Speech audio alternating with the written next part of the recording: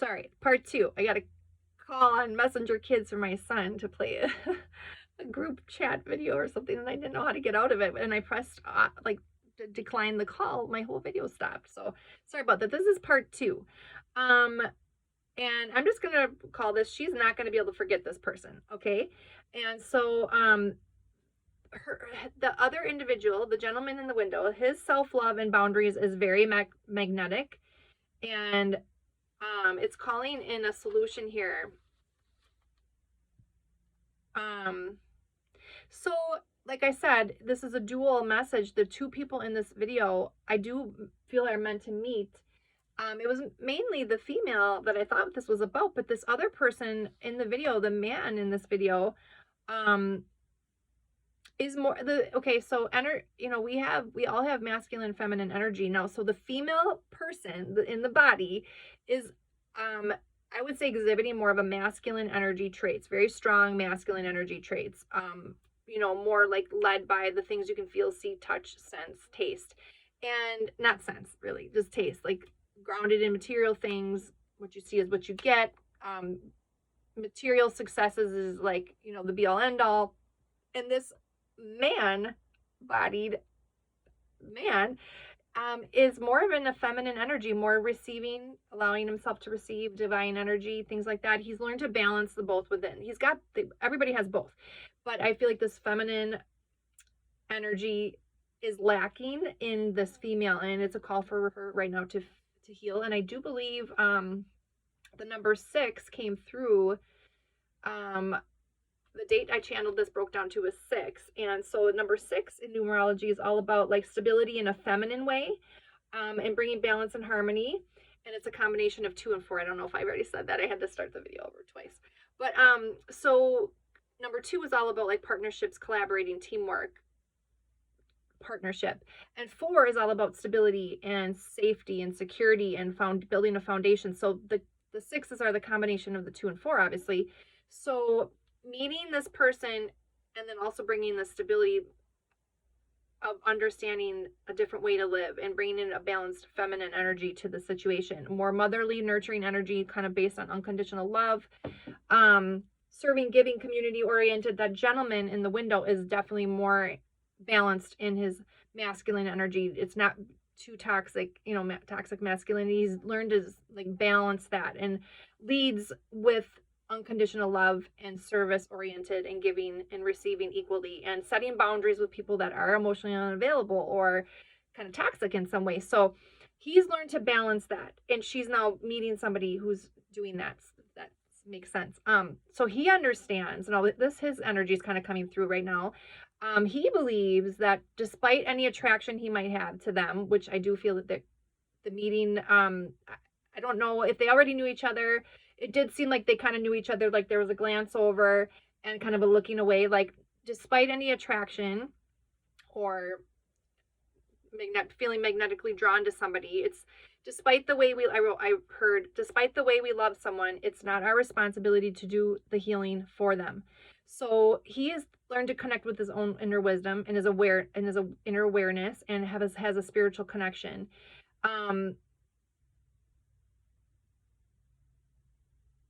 I wrote down confused by attention/energy withdrawn from them. Okay, he might be kind of confused, like, why am I attracted to an emotionally unavailable person? Like, I'm trying to like rid myself of people like that. But he's not allowing that confusion to get in the way of the things and plans that he has to do in the healing he's doing, and focused on his serving and his purpose in the world and things like that. So the female in this might be very self-focused or self-seeking, but she's going to maybe start to realize someone else's feelings matter. She may not be able to understand why this guy doesn't want to hang out with her, or like, like why he sees her as kind of like toxic or red flags. Not saying she is, but like exhibiting some toxic tendencies. But they are meant to serve one another, even if it's just on a spiritual level. Just through meeting. Their souls are connecting right now, and they do have a soul contract to learn lessons from one another, believe it or not. So this kind of thing has happened to me before, I feel like. that I've had to learn to put really strong boundaries up against people that I've been attracted to or drawn to or felt a really strong, deep connection to, because they weren't consistent and safe for me, and I couldn't build trust, and the trust broke down, and it kind of came one-sided. Um, and so I also wrote down masculine energy needs to be earned, feminine energy needs to be protected. I heard that somewhere, did not make that up. Okay. So there's like a yearning a yearning for deliverance from the past here, and she's not aware of it yet. And honestly, he might not be either. There's some pain in his heart space still, like some wounds, just some grieving and loss, that he still, gosh, sorry, keep crossing my legs, keeps feeling despite all the efforts that he's putting into like healing and grounding within. There's some deep pain and wounds that may be coming from a past life here. I wasn't quite sure what the advice would be in this, because there was such a resistant energy from her, and like setting boundaries and like what is the purpose of this, right? But I do believe that she's cultivating a new life, and she's not aware of it yet. And new desires are starting to take shape, and or will be, like this meeting of this individual is a catalyst in this new season of healing. And it's going to be challenging because she's going to be very resistant. Her ego is going to keep coming up. Like, our ego wants us to keep us safe. So anytime she starts to feel things or open up her heart space or get a softness towards someone else who's doing things a different way, her ego might like get her to like shut down again. So, this is where I kind of came in, and I was like asking advice and like pulling all those cards. Again, it was the solitude card. It's a call right now to go in within, to find her own inner sacred light, and to be able to love herself unconditionally so she can draw in somebody else who can love her wholly, and she can be that for the other person as well. So that's this card. If you want to take a picture of it. You do not want to take a picture of my notes. They are a mess. Okay. And then, do I surround myself with people who lift me up? It's a call for her right now to do that. Take a picture of that if you want. Surrender to stress. Take a few deep breaths and exhale the tension you built up in your body. Let the stress go as you come back to center. She might start adapting she might start being drawn to be doing new weird things at home, like finding a cup of tea, like that might not have been her go-to. Maybe she drank, she went to bars and drank, and like, not knocking it, but like she might be starting to, after this meeting, she might start to like feel differently and start thinking of random weird things to do, like doing some stretching or taking some deep breaths, or she might actually be forced into it. If she does not listen to heed the call of this, like the stress in her life is going to get so much that she might actually start having like negative symptoms of suppressing all those feelings, and might start having like panic attacks or anxiety and things like that she will need to learn to surrender into stress, and she will need to learn breathing techniques. I have a friend who swears by deep breathing techniques and to calm his anxiety. So if she does not do this willingly on her own, this is what's going to start to happen. Spirit's going to step in. She cannot keep suppressing those deep painful wounds and burying her feelings any longer. It's got to come up and out eventually. Or she might feel like wanting to journal or go outside and sit in the grass or do yoga or something, kind of like to bring that solitude and surrender to stress, deep breathing. Was channeling just now.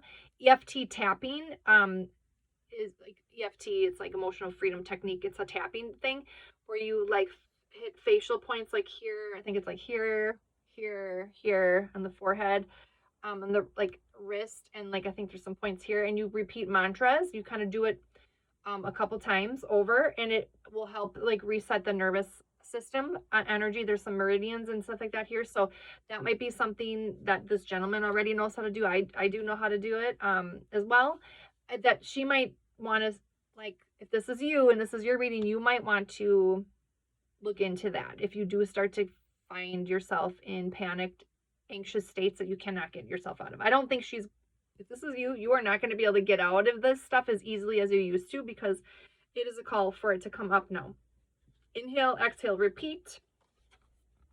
Deep breathing.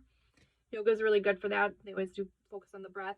And remembering that to remember you're protected and you're safe, and that each breath is a chance for a fresh start.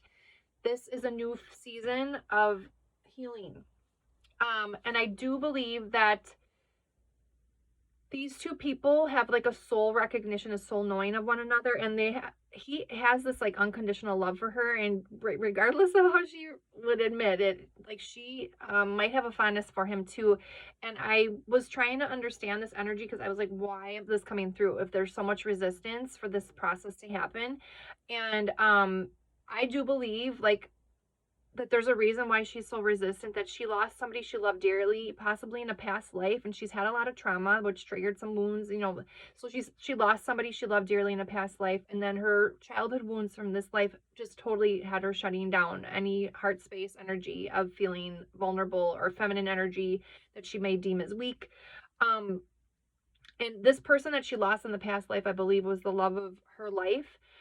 And I do believe it's possible that these two actually were past life like lovers, and like the love of each other's lives in a past life, and they lost each other, or through death, or just being ripped apart from one another. So he also has this deep heart wound, and possibly it might be the two of them that once were in a past life and are going to have the chance to reconnect now, whether you choose to use this energy, if it's for you or for someone else, or you're just here for entertainment purposes. Like um anything that exists in our realm is up to us to choose to accept or not through our own free will. Just because this energy exists, I can't, predict the future, and I can't force anybody to make decisions, but it is a call. I'm just channeling the energy to just call for right now for this female to heal her and balance out her feminine energy, and to allow herself to let her wounds come up. It's going to be painful at times, but she has a support system, and she is going to not be able to suppress it any longer. So if this is you and this is your advice, please lean in, and remember, you're not alone. Lean on your spiritual team, and the people around you. Get even some spiritual help, counseling if you need it, because it's a spiritual awakening kind of happening through meeting this individual, and it's not his fault. It's just your soul's decided before you came here to meet at this time. This is just what I'm channeling right now. I do believe in soul contracts. Read the book Embraced by the Light. It's an old book, old school book, but like in the 80s. But it was my first book I've ever read that kind of gave me clues on like the possibility of us having soul contracts with one another, that we've agreed to meet at a particular place and time, and what we do with the energy is up to us. And if she leans in and even allows this person to inspire her to change, and she can drop the guard, and if he can even not be judgmental against her, and try to, if they ever get a chance to connect, like to not be judgmental of her, and to try to understand, those are her defense mechanisms, right? That there's a possibility that these past life lovers can reunite and connect, and heal the rest of their wounds together. But she has a journey, or you have a journey, if this is for you, of doing the healing work right now on yourself. And the animal oracle cards, spirit animal oracle cards that I pulled for this, I just randomly shuffled. I just didn't want to do it on the camera because it takes too long and it's loud and obnoxious. I'm already bumping the table and drinking tea. So this is detox tea, which is interesting. It tastes terrible, but I don't like tea. I'm trying to be a better human. Like a detoxing of her life, people that she needs to let go of, habits, old feelings, old patterning, old programming, old self-limiting beliefs, judgment of others, honestly. And the interesting card that came up when I shuffled the card that came through was Snake Spirit, and it just says time to heal, which is interesting because that really goes in line with what we just said. And I have not read the book on what it means, but and actually the snake, I know, kind of gets a bad connotation. Also, number 5 on here. 5 is all about change and transformation.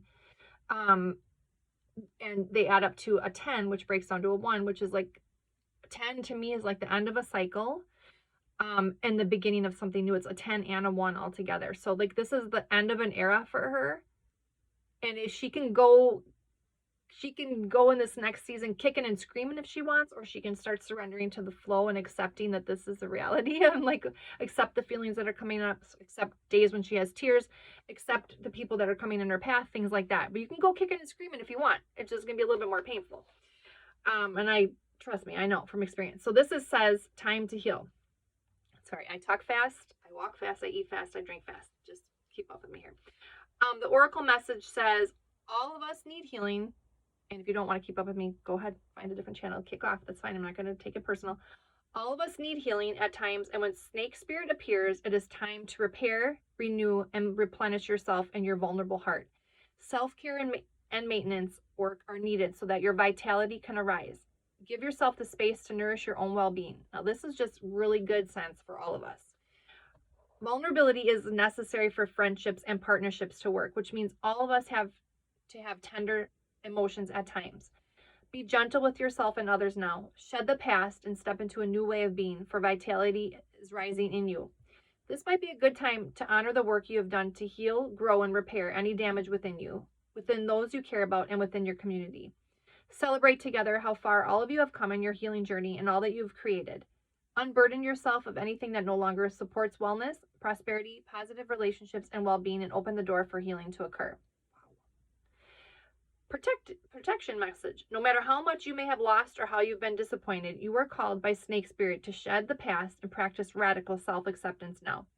Only by forgiving yourself can you move on, regardless of whether anyone else is ready for healing. When your tender new skin first becomes exposed, you may feel uncomfortable. Love yourself and remain vulnerable anyways. You have been weak, but now you are becoming strong and developing wisdom, and you will do better in the future. Snake Spirit reminds you that hearts can be so easily wounded. Apologies and amends go a long way. Self-forgiveness for your role in what happened can help you heal. Remember, it is the one who has been wounded who often has the greatest power to help others heal. Yeah, I really do believe that the work that this gentleman has done on himself is pushing her to heal, because they are connected at the soul level. Anything anybody does is like a ripple effect. The energy vibrates out, and because she's connected in his soul path, she's going to feel it, and she can either lean in or resist. This is a really beautiful message. I'm honored to be able to bring it to you. Sorry about the bumps and the part twos, but it would have gone way too long if I would have done it both in one video. So that being said, if you love this energy and you want me to transcribe this and write this all out for you and send it to you in a email, or I can audio this to you as well, that would be fine. You can reach me at the Zen Zone at mail.com, mail.com, not Gmail. The Zen Zone, TheZencone. It's in the description box. Or if you want a personal channel reading like this, I literally just sit down and with a pen and paper. I can usually get your chakras that are blocked, like I said, overactive solar plexus, overconfidence in the self, overactive digestion area, and blocked crown and third eye chakras. Like these upper chakras are being activated now, like connection to divine intuition, and an overactive self-confidence, which is the ego, to protect the self for this female. So definitely felt there's more for her, but this gentleman in here is setting boundaries, and it's also meant to be on her path. So reach out to me if you want a personal reading or channeling. I just sit down with a pen and paper, and in this situation I was confused by this energy. I didn't know what the advice would be. It's so resistant, so I was called to pull cards. I will do that for you if I'm called to pull cards as well. Can get the numerology. It can be somebody in your life who you just want to understand some more clearly. It can be a past life. Sometimes can come through somebody lost, or from your spirit guides if you're just looking for guidance. I also offer remote Reiki and other services. You can see what I offer at thezenzonestudio.com. Again, I'm Rachel. Have a great night. I will be back with another video soon. Bye.